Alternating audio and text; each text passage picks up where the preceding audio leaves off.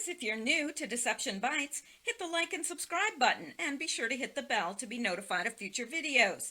If you wish to support the channel, the links are in the description below. Now, fasten your seatbelt. Here we go. Okay guys, I'm back and it is Tuesday, July 16th and it is 9:31 p.m. Eastern Time.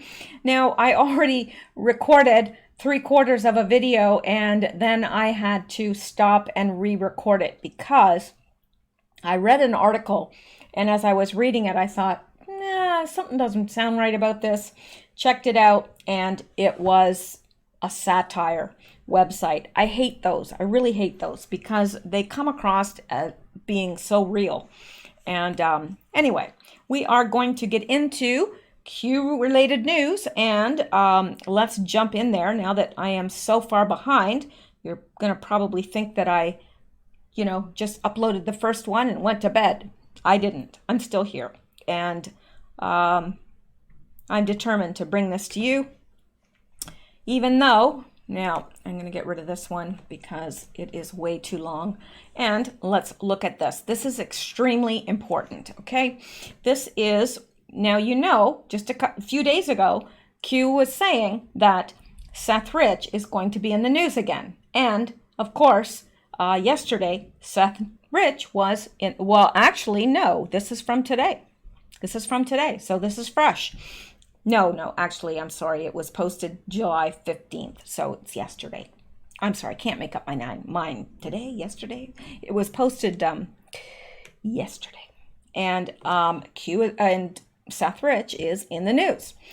Breaking lawsuit outs reporter Ellen Ratner as source for Seth Rich information. So let's take a look at this.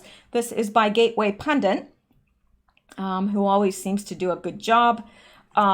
Businessman Ed Butowski filed a lawsuit on Monday that outed reporter Ellen Ratner as his source for the Seth Rich information. This comes after Michael Isikoff's report last week that labeled Butowski as a Russian source.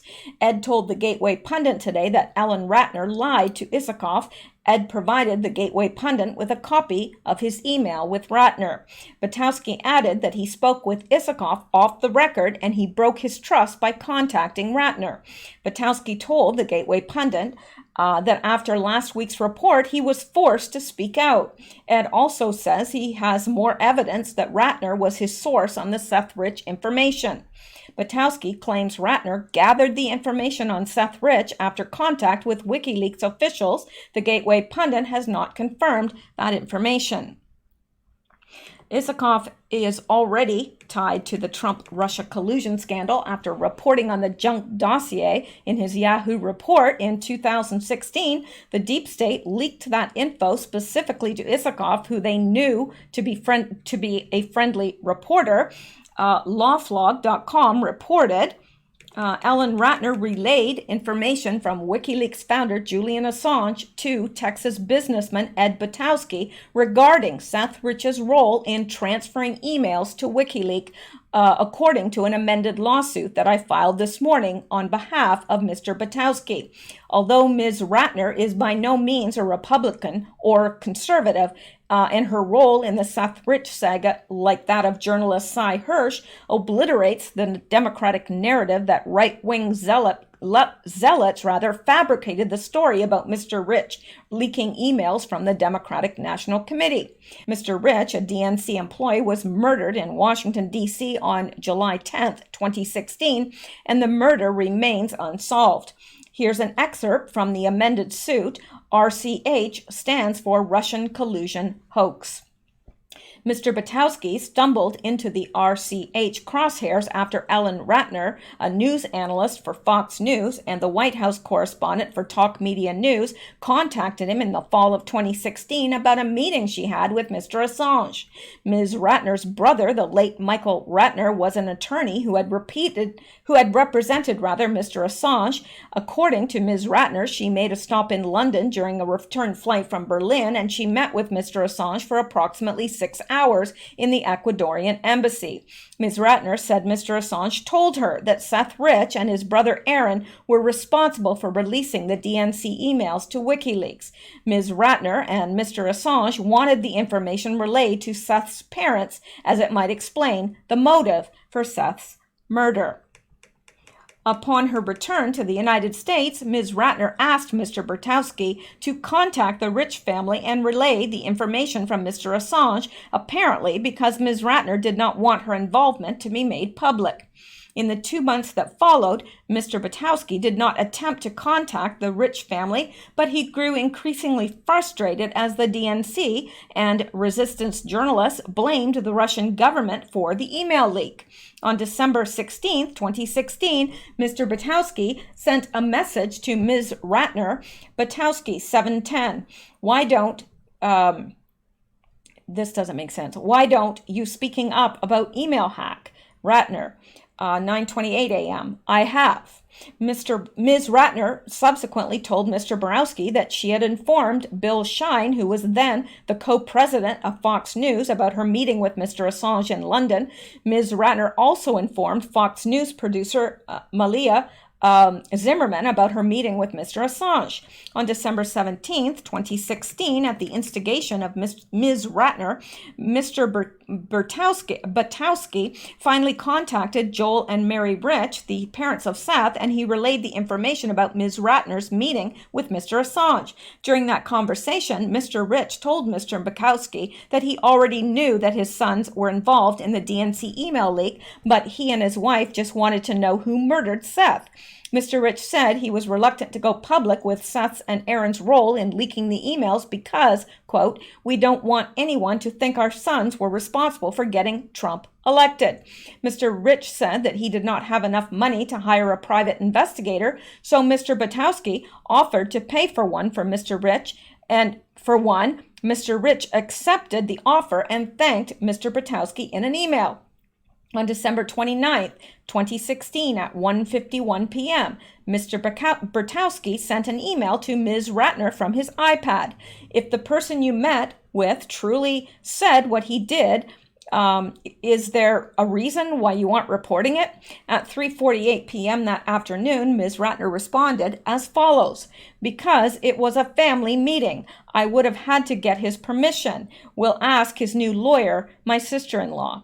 The complaint also mentions an interesting development in my ongoing Freedom of Information Act lawsuit against the FBI.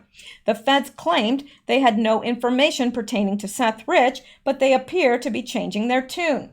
Shortly after, Attorney General William Barr announced plans to declassify documents related to the Russian collusion hoax. The FBI's attorney informed me that the new documents were being processed. I should receive them not later than July 22, 2019.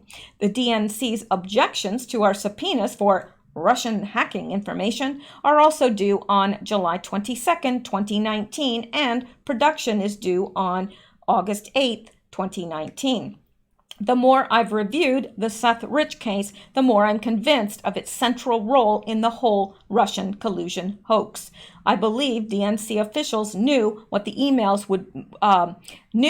emails would become public as the result of an internal leak, and they knew that the emails would be very damaging. So they attempted to turn the tables by pointing fingers at Donald Trump and the Russians. Hopefully, we will know more by next week. Now, this is very interesting because Q, just a couple days ago, finished telling us that Seth Rich was going to be in the news, and here it is. So, this is all going to come out. And of course, they've all been denying that it was Seth Rich who got the emails from the DNC servers. So, we've all known that since very close to the beginning of Q. Q let us know that way back. But of course, it's all a LARP, right? Nobody, none of these people that say Q is a LARP can explain these things. How did he know all of that time back when none of this has been reported in the news? How did Q know that Seth Rich was the source of the leak? Well, How does Q know any of the things he knows? It's a good question that mainstream media won't answer. So let's go back because we have lots to get to here. And this is another thing that you will... No, this is not it. This is not it. That is not a real website. So let's go back here. And I'm going to get rid of this. And we will go to this. Now, how do you like this? Law and Order director arrested on child pornography charges. Seems to be all we see in the news lately. Really. But of course, nothing's happening. Jace Alexander, director of the TV series Law and Order, was arrested on child pornography charges Wednesday, accused of possessing and disseminating videos of young girls engaging in sex acts. Alexander, 50, of Dobbs Ferry, New York, was accused of using an internet torrent service to send a video in June that showed a 12 or 13-year-old girl stripping and masturbating, according to court documents obtained by the New York Post. He also had a video file of a 6 to 8-year-old girl performing a sexual act on herself, investigators said. Alexander was charged with promoting a sexual performance by a child and possessing an obscene sexual performance by a child, according to Variety. He faces a maximum of 7 years in state prison if convicted. He posted $10,000 bail and is due in Dobbs Ferry Court on November 19th. Investigators were led to Alexander after downloading child pornography files from an IP address located in Westchester County. Further investigation revealed that the IP address came from Alexander's home, Variety reports. Alexander worked on 32 episodes of the original Law and Order. He also directed episodes of Rescue Me and is listed as a co-executive producer on NBC's Blacklist, according to Entertainment Weekly. Now, you know, people like this are always like, oh, it's the first time. I never did it before. It's the first time I ever did it. Well, you've got to be the most unluckiest man in the world then, because the first time you did it, you got caught. So, you know, I don't believe, and yeah, I'm a little jaded because I worked for the police, but, you know, like drunk drivers, they'll say, I've never done it before. This is the first time I've ever driven drunk. Really? Well, you are one unlucky fella. Really. Because, you know, I don't know what the average is, but it's high, the amount of times somebody drives drunk before they're caught. So when people say, it's the first time, I've never done it before, I'm like, you know, yeah. All right. Now let's go back, because there's more. There's lots more. There's always more. Now, let's take a look at this. This is from an Anon. And it says, hello.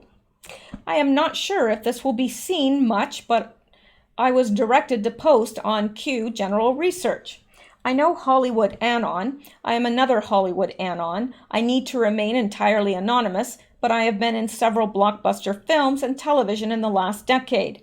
I will just say this is all very real. You cannot imagine the depravity that exists in Hollywood. Nobody is entirely clean, including myself. Some are much worse than others, but anyone with serious commercial success has done something they would never want their fans to know. The A-list knows Q is real. They know Trump is on their asses and he's coming for them. They feel extremely betrayed by Trump, which is why they are seething with rage.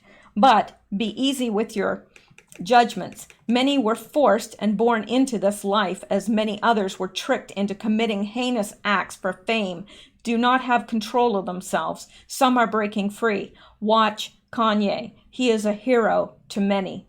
Keep up the fight. Now that's very interesting, and I do believe that some are breaking free, and some will probably be suicided to keep their mouths shut. But yeah, I do believe that they know that Q is real.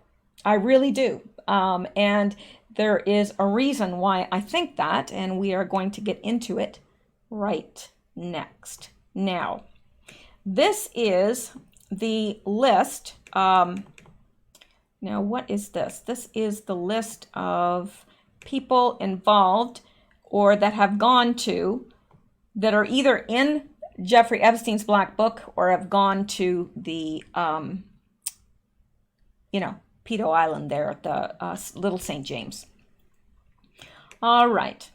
And there is a picture going around right now. It has a picture that the drone took, but it has been photoshopped. So don't be passing that around. It's a picture that's taken of the markings at the temple, and somebody has taken and put pedo, out of the markings. They've made pedo, but it is photoshopped. So please don't be passing that around. I saw so many people on Twitter passing that around like it's real.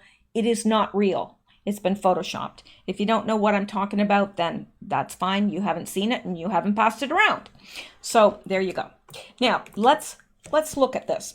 Jeffrey Epstein, Ghislaine Maxwell, Bill Clinton, Kevin Spacey, Chris Tucker, Woody Allen, Larry Summers, Lisa Summers, Doug Band, Ron Burkle, Jean-Luc Brunel, Andres Pastrana, former president of Colombia. Some important people there. And let's go down here. Ehud Barak, Lawrence Krauss, Bill Murray. Oh, no, not Bill Murray. Bill Hammond, Sarah Kellen, Ray Barzana, Sandy Berger, Andrea Mitrovic, Peter Marino, Shelley Lewis, Paul Hallett, Ricardo Legoretta, Tom Pritzker, Kelly Spam. Oh, I'd hate to have that last name. Spam? Spam. If you've never seen Monty Python's Spam skit, you must see it. You must. Stop listening to this right now and go out and watch it. My gosh, it's hysterical. But that is my sense of humor. Okay, let's go on here. Tiffany Gramza, Claire Hazel, Paula Epstein, Mark Epstein, Ralph Ellison, Sophie Biddle, Audrey Rainbolt, Shelley Harrison, Belinda Luntz, Gwendolyn Beck, Alberto Pinto, Linda Pinto, Gary Roxburgh, Mandy Ellison, Jean-Michel Gaffey, Virginia Roberts, and it goes on. Christy Rogers, Christina R. Rogers, Greg Holbert, Alyssa Rogers, Juliet Bryant, Heather Mann, Ed Tuttle, Glenn Dubin, Alan Spencer, Chris Wagner, Casey Wasserman, Laura Wasserman, Paul Mellon, Oliver Sacks, Henry Rosofsky, Lynn Forrester de Rothschild, Joe Pagano, Naomi Campbell. And apparently somebody told me she owns a private island somewhere. So I'm thinking she might be into the same sort of thing. I will need to do a little bit more searching on that. But Naomi Campbell, Nicole Junkerman, Rodney Slater, Magala Blachon de Perrier, and go back up again. Now, I only know a smattering of these names, but you may know different ones than I know. But yeah, Svetlana Gryaznova, Emmy Taylor, Larry Visosky, Tila Davies, Juan Pablo Molyneux, Freya Willamos Wissing, Adam Perry Lang, Fleur Perry Lang, Karen Casey, Hank Collar, Cindy Lopez, Mark Lloyd, Alan Dershowitz. Now, these are the names from Hollywood, okay, that are involved with Seth Rich. This is a little blurry and I apologize, but I think you're going to recognize a whole lot of names from here. Seth Green, James Gunn, Dan Schneider, Steven Spielberg, Tom Hanks. Well, we knew that pretty much by the whole Isaac Cappy thing. Tom Hanks, Stephen Colbert. Okay, now we know why he hates Trump so much, even though he was very, very friendly with Trump before he became president. Stephen Colbert, Jimmy Kimmel. Imagine that. Barack Obama, Kevin Spacey, Kathy Griffin. Well, no wonder she hates Trump. You know, remember she was holding up his head with blood and everything. How appropriate is that? Kathy Griffin, Oprah Winfrey. Well, Oprah, yeah. Sean Carter, Beyonce Knowles, Anthony Kiedis, John Legend, Chrissy Teigen, Jim Carrey. Oh, now we know why Jim hates Trump so much. Of course, he's not particularly partial to prison. All right. So Jim Carrey, Steven Tyler, Stephen Collins, Will Ferrell, Alan, Damala Badara, I don't know who that is, and I can't pronounce their name, Marshall Mathers III. And let's go on into the people that are affiliated with Epstein from Hollywood. Jeffrey Jones, Victor Salva, Mark Collins Rector, Charlie Sheen, Tyler Grasham, Madonna. No surprise there. Not for me. Catherine Hudson, Gwen Stefani, Stefani Germanotta. Stephanie Germanotta. That's Lady Gaga. So Madonna and Lady Gaga and Gwen Stefani, all connected to Epstein.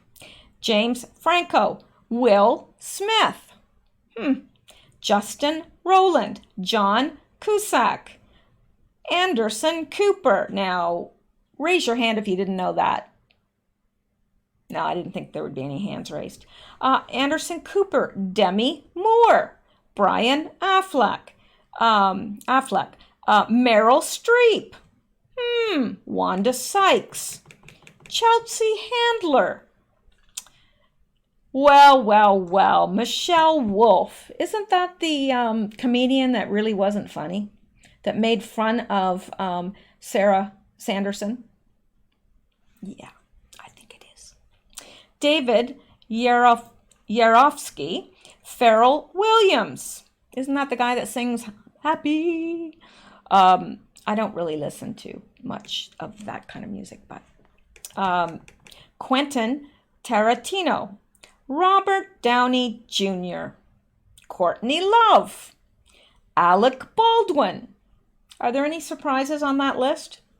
There's a few for me. A few. Well, maybe not. No. Ben Affleck. That's surprising to me.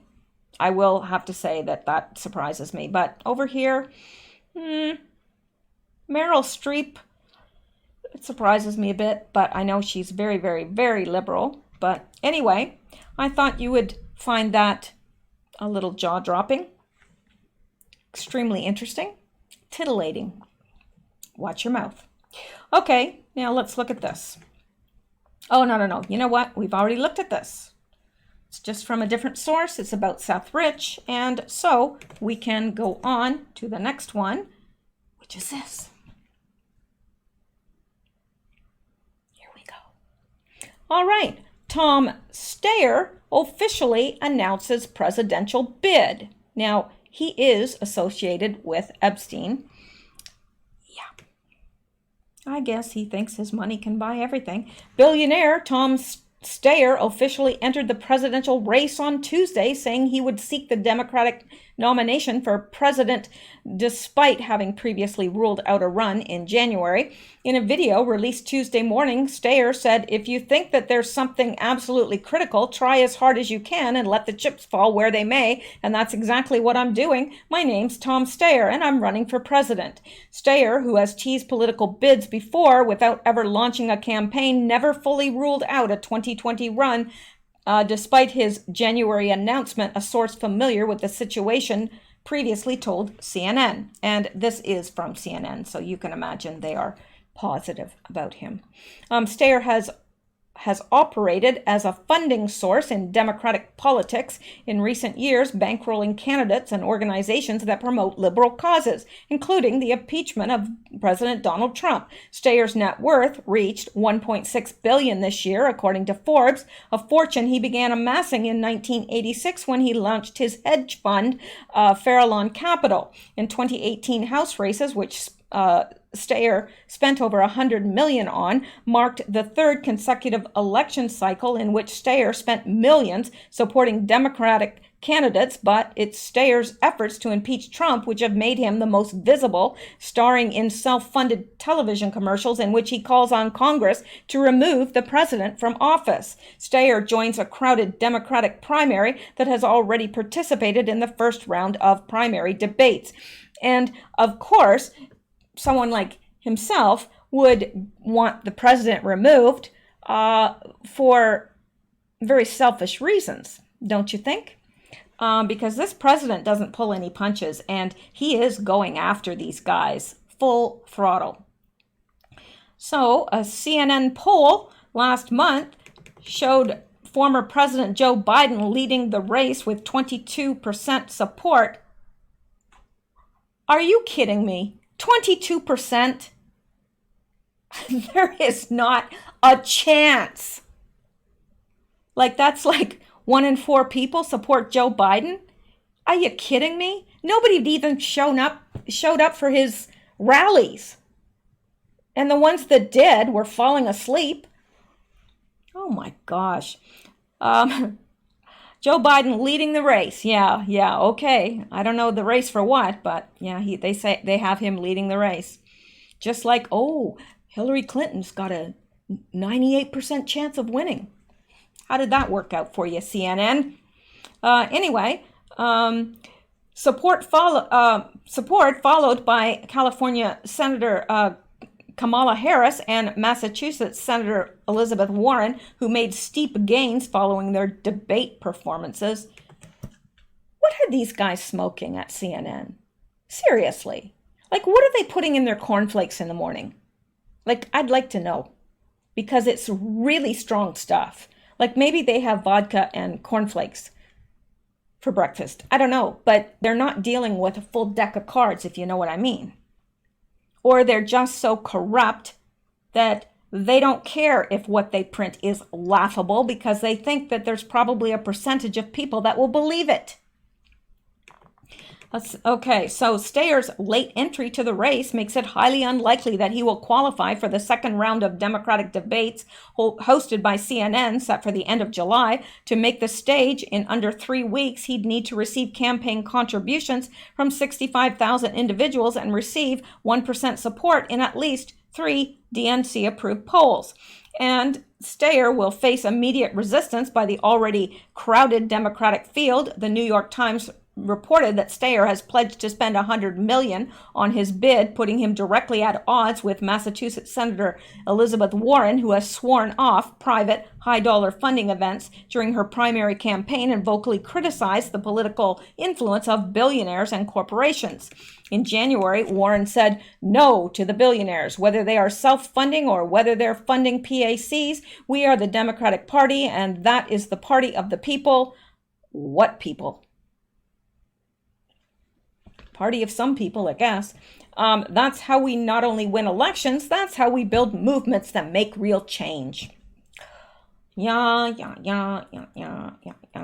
And asked about Steyer's possible entry to the race on Monday, Warren said that every one of us should be held responsible for the kind of campaign we run, period. She continued, I'm careful about what I say about other Democrats, but there's a second part. I don't go to closed-door fundraisers. I don't hang out with millionaires and corporate CEOs. I'm building a grassroots movement, and I think as Democrats, we should ask that every single one of them do this grassroots style. Correction. This story has been updated to correctly state the amount Tom Steyer has spent in past re-election cycles. So, there you go. Yep. He's got about as much chance of winning as Booker or Harris or Warren or Biden. Unless they cheat, which we know they're not above that, are they? No, they're not. All right, now stop shaking your head, Oprah. All right, let's go back now because there's more. There's always more. You know, I've got my newest addition to the family, Xander, and I may try to pick him up here and see if he will appear on camera. Come here, honey. Come on. Come on, sweet thing. Come on. Come on. Come on. Ah, ha, ha. There you go. Let me see how he looks on camera here. Oh, where are we? There we go. Yeah. This is him. He's about half the size or a quarter of the size of Sammy, and he's black and white. He's got a little black nose, and he's got part pink lips and part black, and a little black beard under here. And he is so adorable because he's got this black spot is on both sides. All right, he's not wanting to cuddle. He's been playing himself out today with my parents played with them. So, all right, let's go back. I just, many of you have been asking to see him, and well, there he is.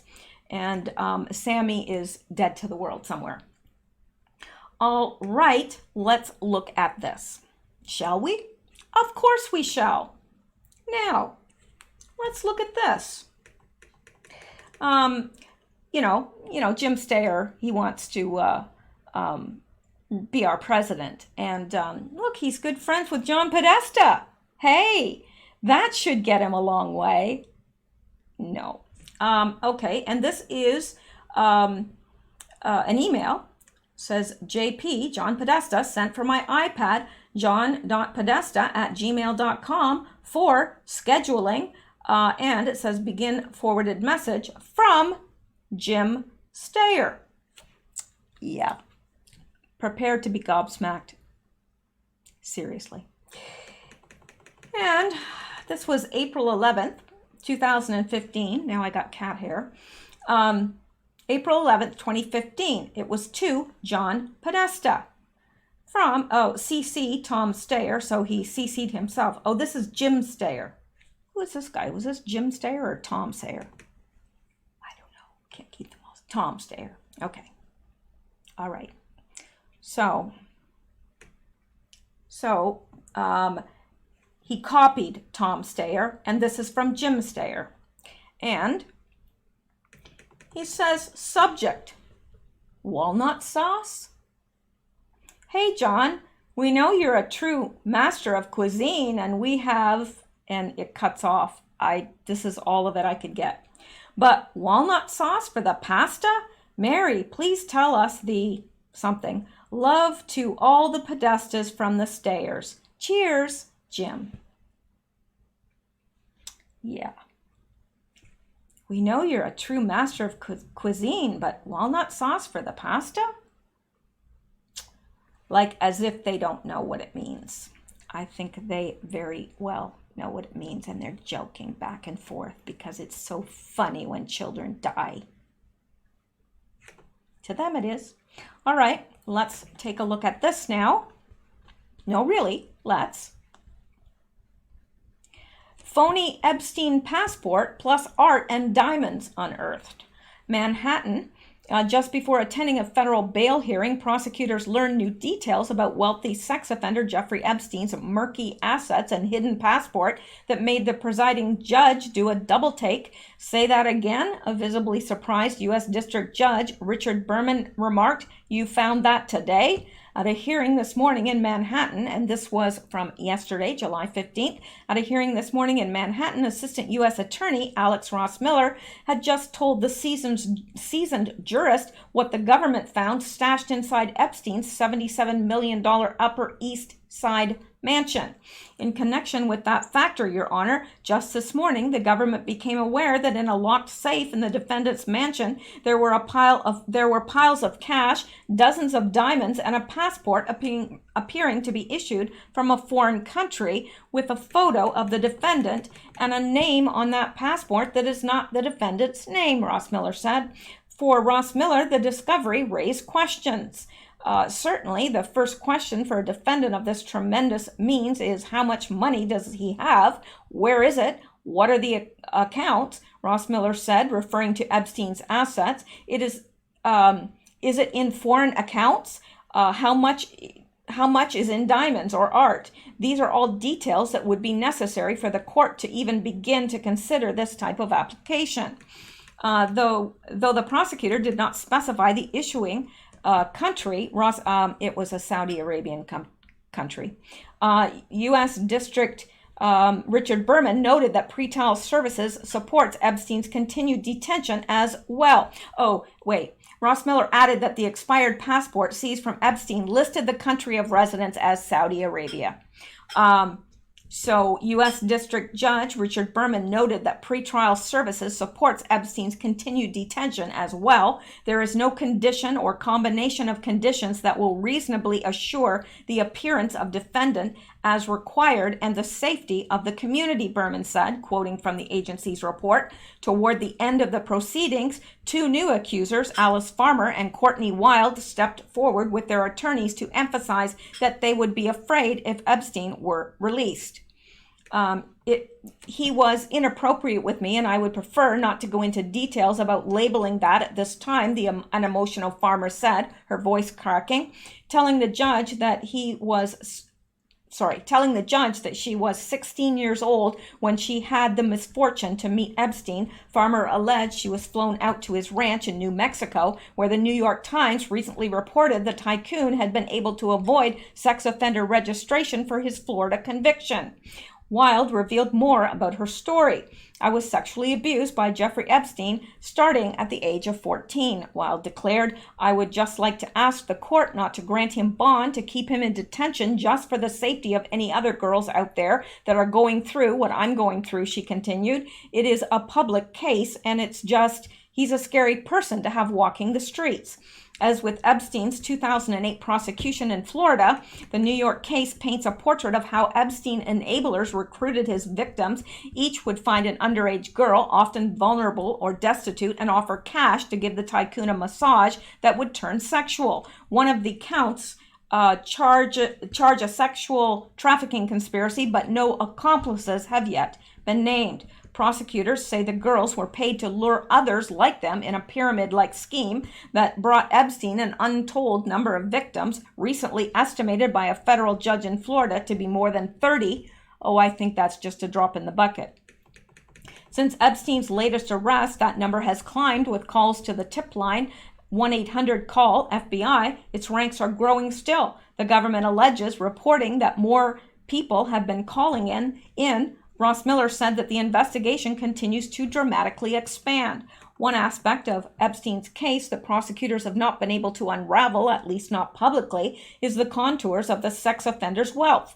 Prosecutors claims he makes $10 million a year on whatever it is he does. And a recent bail memo described an account linked to Epstein traced at least $500 million in self-reported assets to one unidentified bank. We're just relying on the defendant's word for all this, Ross Miller said, referring to Epstein's assets. Judge Berman, who previously allowed Epstein to file financial information under seal, also commented on the lack of detail in the sex offender's cursory statement, the details of which he sealed and made public after the proceedings.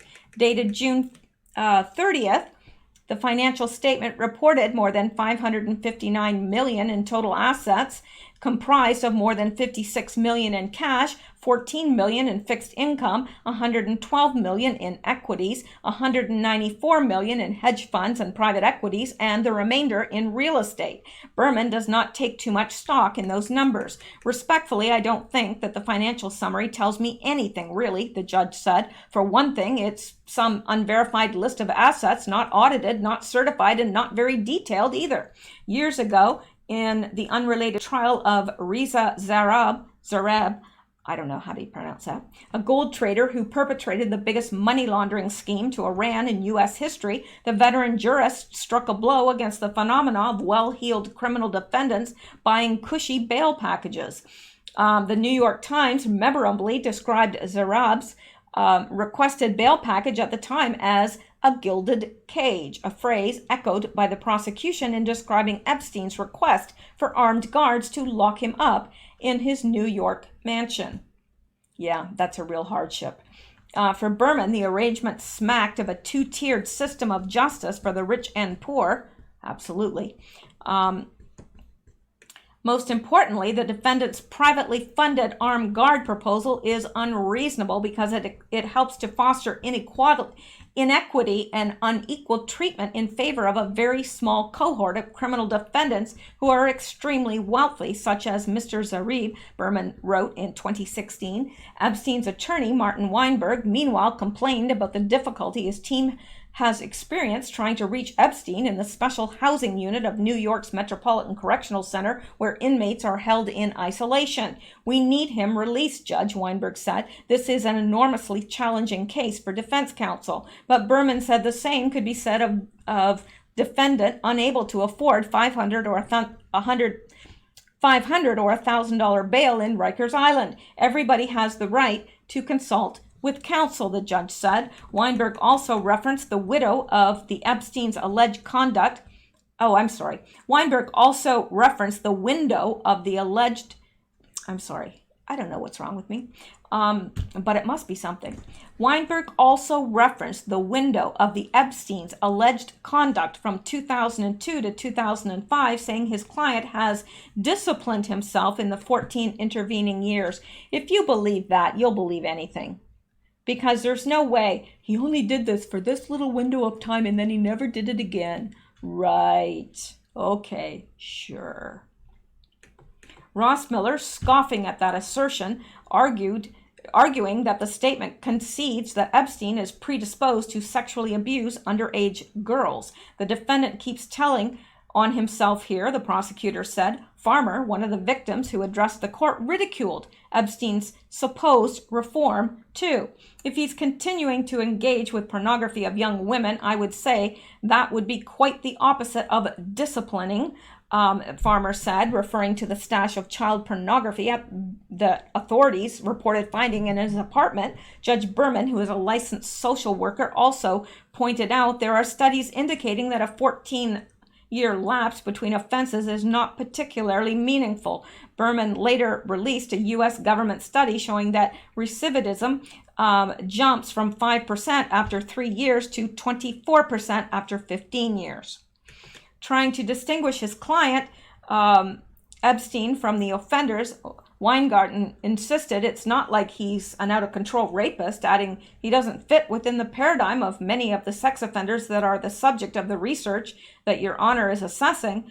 Unpersuaded, Berman pointed to Epstein's record of eluding authorities. The question is, how do you know that? The judge asked. Epstein's Florida prosecution collapsed in 2008 with a secret plea deal that allowed him to plead guilty to state-level charges of soliciting prostitution and serve out a light 13-month sentence with frequent work release privileges. The deal insulated Epstein's suspected accomplices from prosecution and did not inform his accusers in violation of the Crime Victims' Rights Act. That is Sammy kicking up a fuss about something. I'm sure you can hear him. I'm sure the whole neighborhood can hear him. So anyway, in Florida, another federal judge is deciding whether the void that non-prosecution non-prosecution agreement for breaking the law. That was hardly the only remarkably light treatment given to Epstein by authorities. Methodically considering the evidence, Berman pressed Epstein's attorney on a recent New York Post report that the New York Police Department allowed the tycoon to skip judge-ordered check-ins. The judge said he will issue his ruling early Thursday morning in court. I will endeavor to finish by then and to be able to share with you my determination, Berman said. So I really do hope that they do not give him any special favors. He does not deserve it. And he is a prolific sexual offender, obviously, and worse, if you know what I mean, because his eating habits leave a little bit to be desired, if you know what I mean. And I think you do. Okay. I'm sorry I had to slug in front of you, but, my throat gets dry. Now, let's look at this, shall we? This by Marlene, 45, Patriot. Carlson noted how the children of high-ranking Democratic Party officials continue to get accepted into elite colleges, including the Ivy League, for apparently no reason, other than the fact that they are the offspring of those Democrats. That's totally fair, isn't it? But that's what's happening. They get into the college of their choices because they're the children of Democratic Party officials. And your child may be 10 times smarter than them, and they won't get into Harvard because they'll leave a space for, some idiot box that, doesn't have 3 neurons to rub together, and they'll get in.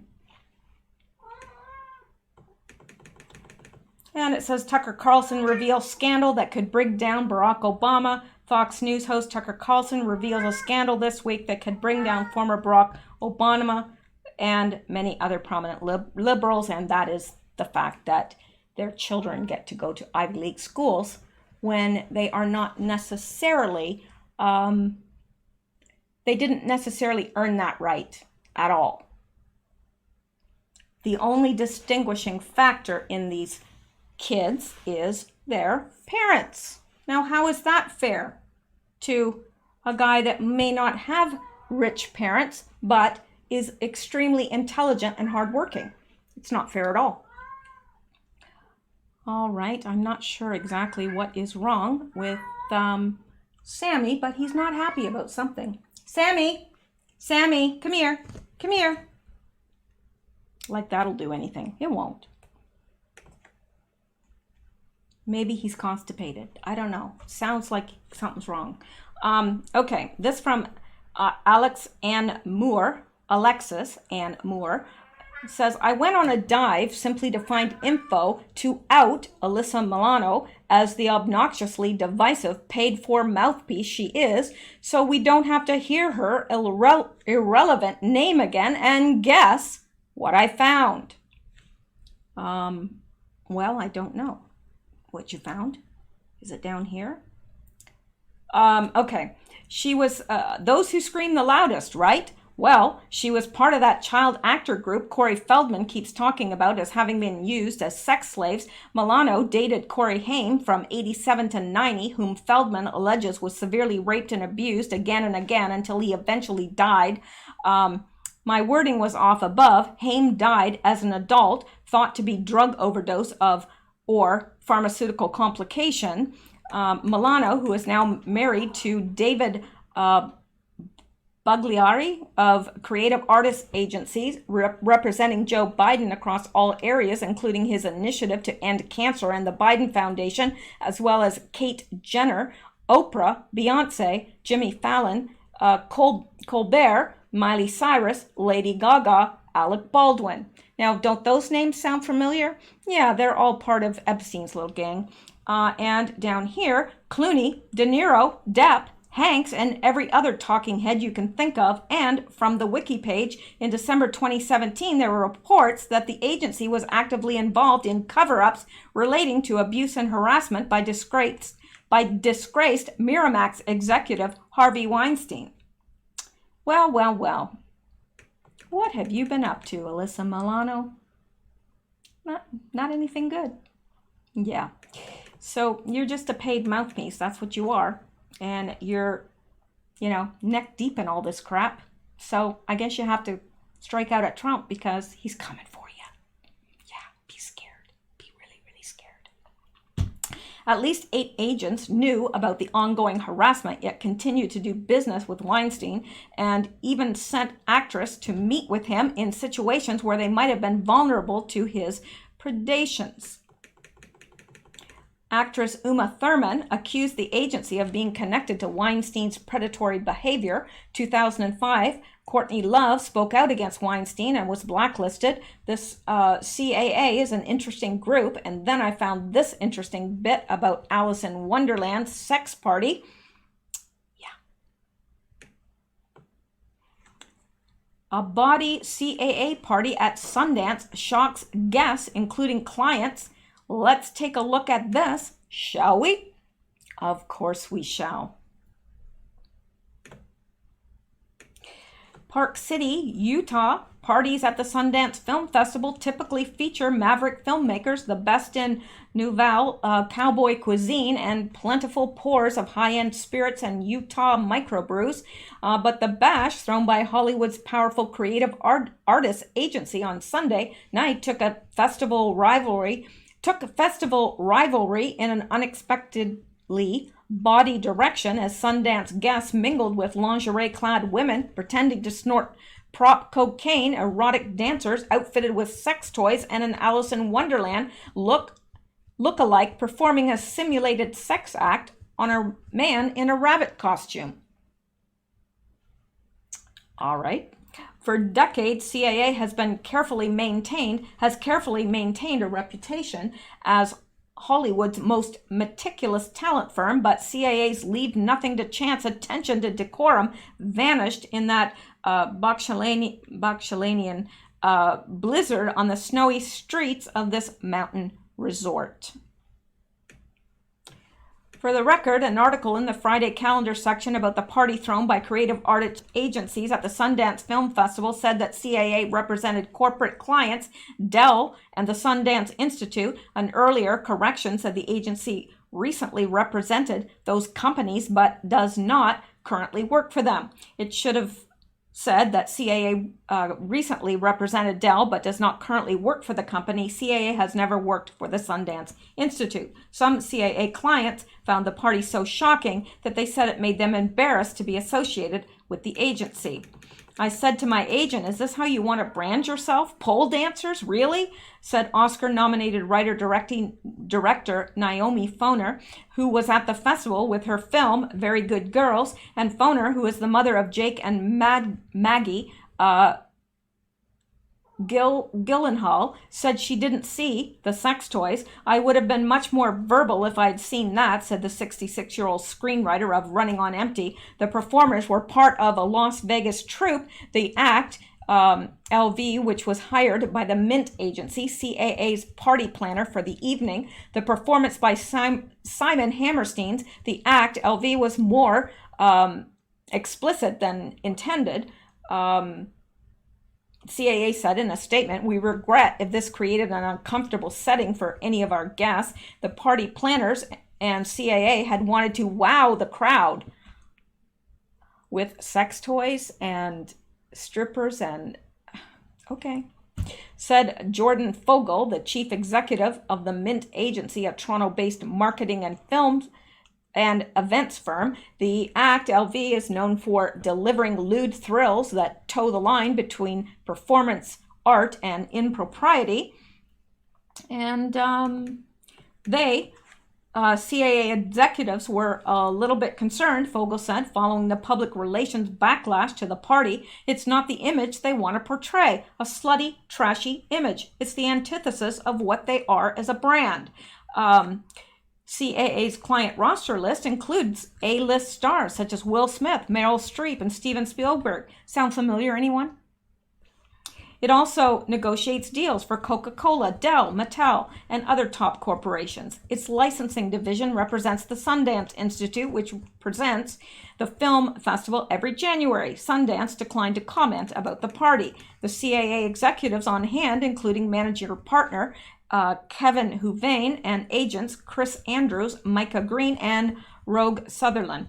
One ranking agent at a rival firm said the event, first described in a Hollywood Reporter story, was unlikely to trigger a mass client exodus for CAA, although it could compel the defection of clients who are already unhappy with the agent's work. So I'm not going to go on and read more of this, but let's, I'm almost afraid to do this, but let's click on these photos and see. Oh, nope, they've been taken out. So they must be a little bit nasty. And we don't need nasty. But going on here, it says apparently the creative artist agency, of which Milano's husband is a top agent, although thought it was fun to act out an Alice in Wonderland theatrical orgy at the Sundance Film Festival, guests were appalled and disturbed. Here's more on Milano calling her a fake for supporting Weinstein and faking her way through Me Too. And we're not going to go and read that. But here's a list of CAA clients. Most every vulgar and hateful Hollywood mouthpiece is on the list. Now, what can you dig up? Let's remove her squawking from our daily media feeds and give the left an example of those who scream the loudest.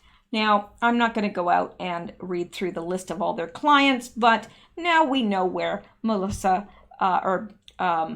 Milano is coming from. And this, In Pursuit of Truth, 1776, I know you wouldn't mind never hearing her name again, and maybe you've already got a scoop brewing on this and the Creative Artists Agency. I vaguely remember hearing you mention them, but I can't recall. I've got great focus but terrible memory. And then look at this. Looky here. The dive continues. Milano ties to NXIVM. Rainier founded the original Rainbow Culture Garden in 2006, according to one of his online biographies. He called it a revolutionary child development program. And let me see here. State closes Midtown Miami school tied to NXIVM sex cult leader. So I'm not exactly sure how they're tying Milano to that, but probably we would find out if we looked at this, but time is really rushing by here. It says Keith Rainier is very much involved in the day-to-day operations of the Rainbow Schools. Nearly everyone involved in Rainbow Cultural Garden is involved with NXIVM. The school chain has 11 current locations in Albany, New York City, LA, London, Madrid, Guatemala City, Mexico City, 3 other Mexican cities, and Miami. They are using adopted children. From whom are they adopting them? Such as the small child named Galen, who was adopted by a NXIVM devotee and being taught according to Rainier's plan in upstate New York. These people are all connected. And now for the kicker, the Creative Artists Agency, CAA, where Alyssa Milano's husband is a high-level agent, is listed as representing Sands implicated with the Rainbow Schools in NXIVM sex slavery of women and children. Also, Sands is a 3-time Grammy winner. The info for this and the previous 4 replies is in the article shared in number 11 of this thread. I may look into this further, this whole, CAA, or not CAA, what is it? Creative... CAA, yeah. I guess I said it can't be CAA because CAA stands for the Canadian Automobile Association, but it stands for more, the Creative Artists Agency. So that is another whole rabbit hole we have yet to go down. What on earth is this? Someone needs to look into Bette Midler and her now ex-husband. I'd do it, but there's this little hurricane thingy I'm dealing with, and these are disgusting photos. So I'm going to do a little more digging on this. Yes, I am, and you can't stop me. And let's just go on to see if there's anything else. There's so much, and I'm barely even touching on it. It's frustrating because I want to get through it. Oh, and look at this. Here's Ghislaine Maxwell, who procured young girls for Jeffrey Epstein's sex slave ring in the front row at Chelsea Clinton's wedding. Well, isn't that special? And if you have been following Q, it's not the first time we've seen this photo. Q let us know about this a long time ago, but they must be good pals because she's there, front row and center. Yep. And I don't consider Chelsea an attractive girl, but she does look very beautiful there, even though her wedding dress, I heard, was paid for by donations made to Haiti. Now, that could be true or it might not be true, but it is a beautiful gown. All right. And of course, the deportation raids were to begin on Sunday, and I did hear that they were ongoing. And this from Cat Turd, boom, developing President Trump to use executive action on citizen census question. Liberal activist anti-American so-called judge to try and block in 4, 3, 2. Yeah, you know that they're going to try and block that. Absolutely. And this, how convenient, Twitter was down during the social media summit. Yes, it was. And I think I already mentioned that in another video. And this, you know, when Q said IIED, and I really wasn't sure about that, and I had asked somebody to let me know if they knew. Well, Tony, put this to my attention, and it actually stands for intentional infliction of emotional distress. So IIED stands for intentional infliction of emotional distress. And maybe in the next video we'll get into that. I've had so much stuff and I've still got so much stuff to cover. My gosh, if it wasn't so late I would do another video, but okay, I do want to get to this though. Before I close, I want to get to this. Look at this. Here's India. These on the left are taken in today, okay? India, Bosnia, Iraq, Afghanistan. Now, before Sharia law and everything, Al-Qaeda and what all, this is how the women were dressed in India. That is absolutely gorgeous. I have always thought Indian women were absolutely beautiful. I love all the jewelry and all that. And, I used to like watching Bollywood stuff just because, I don't know. I think it's an interesting culture. And this is Bosnia, again, beautiful, Iraq, and Afghanistan. Now, why would any man want to cover up these beautiful women? You tell me. And let's come down a little bit. And this is today, Syria, United Arab Emirates, Yemen, Egypt. And before all of this, there's Syria, a woman dressed traditionally, United Arab Emirates, Yemen, Egypt. Why? Why would the men want to cover up these women?